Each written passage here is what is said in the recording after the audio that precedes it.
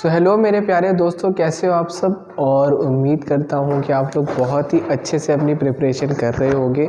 करते रहो और बढ़ते रहो, बस यही है। और अब हम आ गए अगले चैप्टर के ऊपर, जो कि है आपका council of minister and the prime minister. इसके बारे में स्टडी करेंगे। स्टडी करने के बाद अपने डाउट को क्लियर करेंगे। ठीक है, अपने साथ कॉपी पेन रखे रहना, कुछ भी इंपॉर्टेंट पॉइंट मिले तो उसे फटाफट लिख लेना। ठीक है, प्राइम मिनिस्टर के बारे में थोड़ा सा पहले शुरू करते हैं। प्राइम मिनिस्टर जो होते हैं, इनका इलेक्शन क्या होता है, देखो फटाफट इसका टेन्योर बता देता हूँ कि कोई भी ऐसी मतलब इलेक्टेड लोकसभा का ही मेंबर होना चाहिए। 5 साल का इनका टर्म होता है और इनको देश की जनता इलेक्ट करती है। इनको देश की जनता इलेक्ट करती है। प्राइम मिनिस्टर के साथ साथ इनके बहुत सारे मंत्री होते हैं। जैसे राजा होता है, राजा के साथ बहुत सारे वजीर होते हैं, वैसे इनके बहुत सारे मंत्री होते हैं जिनको हम कहते हैं काउंसिल ऑफ मिनिस्टर्स। ठीक है, काउंसिल ऑफ मिनिस्टर 3 पार्ट्स में आपके डिवाइडेड है।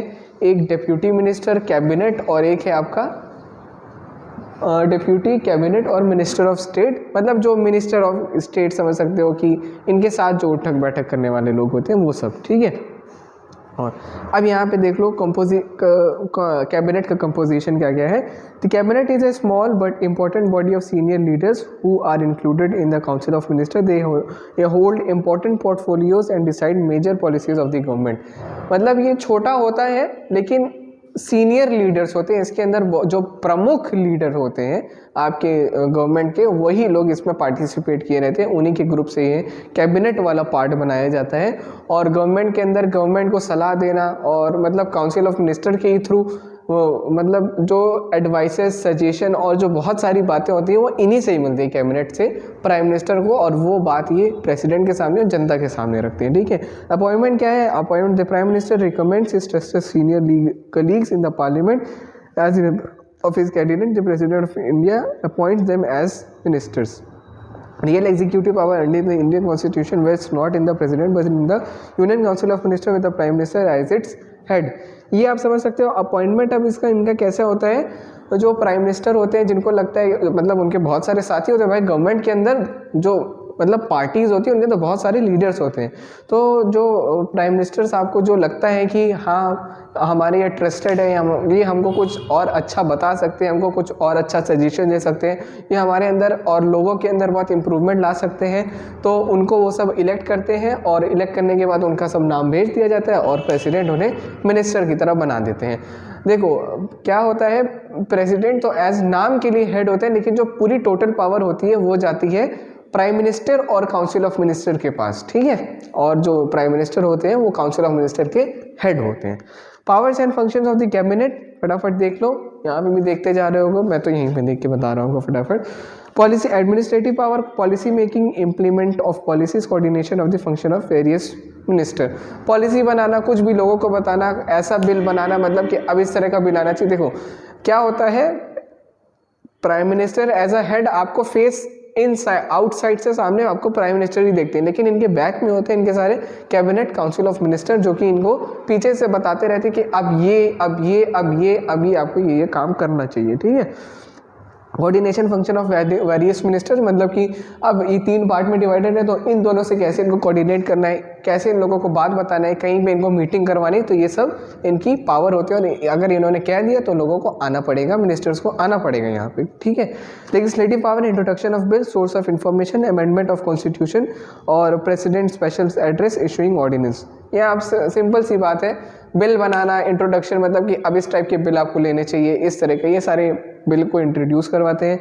और मतलब इनसे क्या होता है, पीएम को पूरे देश के अंदर क्या इन्फॉर्मेशन चल रही है, क्या बात चल रही है, वो सारी पूरी इनको पीएम को मिलती चली जाती है कि प्राइम मिनिस्टर को। और कुछ अमेंडमेंट कराना है कॉन्स्टिट्यूशन में, कुछ चेंज कराना है कॉन्स्टिट्यूशन में, इनके पास पावर होती है, ये कहेंगे हो जाएगा काम। ठीक है, और यहाँ पे summoning of houses of parliament मतलब कि दोनों हाउसेज को मिला के कब किसी चीज़ पे बात करनी है वो भी इनके पास पावर होती है। ठीक है, financial power, budget, finances of the और इंट्रोडक्शन ऑफ मनी बिल भी एक समझ सकते हो इनडायरेक्टली इनके पास भी होता है।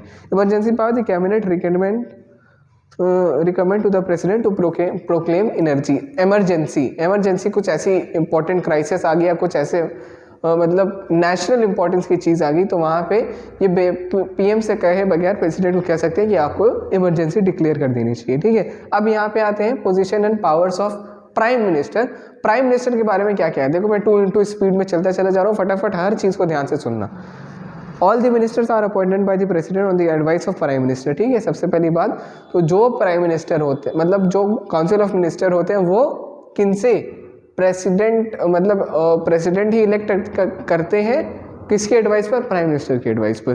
The prime minister influences cabinet decisions, मतलब कि अब जब मान लो कैबिनेट ने पीछे से बता दिया आपको ये सब काम करना होगा, ठीक है, ये आप इस चीज़ को लो, लेकिन उसको इन्फ्लुएंस करना, इसको आगे बढ़ाना, इसको सब काम मिलाना, ये पीएम के हाथ में होता है, ठीक है। As a chairman of the council of minister the exercise casting vote और he acts as a link between the president and the cabinet, मतलब जो कैबिनेट और जो इनके काउंसिल ऑफ मिनिस्टर हैं और जो प्रेसिडेंट है, इनके बीच में एक जो लिंक या समझ सकते हो मैसेंजर की तरह बिहेव करते हैं प्राइम मिनिस्टर, ठीक है। He coordinate the policies of various department and the minister, मतलब कि कई जितने इनके अंडर में, मतलब प्राइम मिनिस्टर के पास तो पूरी पावर है, बहुत सारे अलग अलग वो होते हैं ना कि एडमिनिस्ट्रेटिव पावर है, मतलब फाइनेंस के लिए अलग, टैक्स के लिए अलग, हाईवे के लिए अलग, फूड के लिए अलग, एग्रीकल्चर के लिए अलग, एयरवेज के लिए अलग, तो हर चीज़ में इनका सबका डिवाइडेड है। तो प्राइम मिनिस्टर क्या करते हैं, सबसे कोऑर्डिनेशन बनाते हैं और सबके साथ बात करते हैं। He is the leader of the Lok Sabha and chief spokesman of the other government, मतलब अपनी गवर्नमेंट के लिए ये सबसे प्रमुख मेन पर्सन इंसान है और लोकसभा के हेड हैं। जब तक ये अपनी गवर्नमेंट के अंदर हैं, जब तक इनकी सत्ता है तब तक। He is the chairman of the planning commission and the atomic energy commission. Chairman इनको 2 अथॉरिटीज़ का बनाया गया है, एक है आपका प्लानिंग कमीशन और एटॉमिक एनर्जी कमीशन का, ठीक है। Individual and collective responsibility of cabinet, last point है, ये समझ सकते हो। देखो बहुत स्पीड में मैं कंप्लीट करता चला जा रहा हूँ, आपको बहुत इससे फ़ायदा मिलेगा, क्योंकि एग्ज़ाम टाइम में आपको ये सब थोड़ी ना करना होता है कि भाई अब लंबा लंबा वीडियो देखते जाओ, छोटा सा ही शॉर्ट में सब समझते जाओ और अपना थोड़ा सा बुक से मिला लो, ख़त्म काम। The council of ministers collectively responsible to the parliament and has to resign if it loses the confidence of the Lok Sabha. भाई वो है ना कि तुम मुझसे हो, मैं तुमसे हूँ, वही जो कैबिनेट होते हैं बेचारे, वो कैबिनेट पीएम से होते हैं, पीएम कैबिनेट से होते हैं। तो अगर नो कॉन्फिडेंस मोशन पहले चैप्टर में बता चुका हूँ, सिविक्स का पहला चैप्टर, आप जाके ज़रूर सर्च करना, उसमें मैंने हर चीज़ बताई हुई है, इंपॉर्टेंट है, ज़रूर जाके देखो। अगर नो कॉन्फिडेंस मोशन पास हो गया तो वहाँ पे लोकसभा और काउंसिल ऑफ मिनिस्टर को डिसॉल्व होना पड़ता है, हटना पड़ता है, रिज़ाइन होना पड़ता है। The ministers are individually responsible to the president, that is they hold office during the pleasure of the principal and they will be dispensed by him on the advice of even when they. एक point यहाँ पे ले भी है last कि मान लो अगर ऐसा कुछ क्राइसिस आती है, कुछ मान लो हो गया कि प्रेसिडेंट बोलते हैं कि अब तुम्हें हटना होगा यहाँ पे, अब वो चाहे तो मतलब प्रेसिडेंट के अंडर में ही वो काम भी करते हैं, प्रेसिडेंट के अगर उन्होंने चाहा तो प्रेसिडेंट इनको हटा भी सकता है प्राइम मिनिस्टर को एडवाइस करके। अगर वो कॉन्फिडेंस में है, सत्ता में है, तब भी प्रेसिडेंट के पास एक फाइनल पावर ये भी होती है कि वो चाहे तो प्रेसिडेंट काउंसिल ऑफ मिनिस्टर को हटा सकता है, कि किसी भी कीमत पे आराम से हटा सकते हैं, कोई दिक्कत नहीं होगी। तो अगर कॉन्फिडेंस में भी है और पावर में भी है सत्ता, तो भी प्रेसिडेंट चाहे तो उन्हें हटा सकते हैं। तो ये थी आपका पूरा चैप्टर, कंप्लीट हो गया है। उम्मीद करता हूँ आपको अच्छे से समझ आया होगा। मिलते हैं नेक्स्ट वीडियो में, तब तक के लिए thank you and good bye.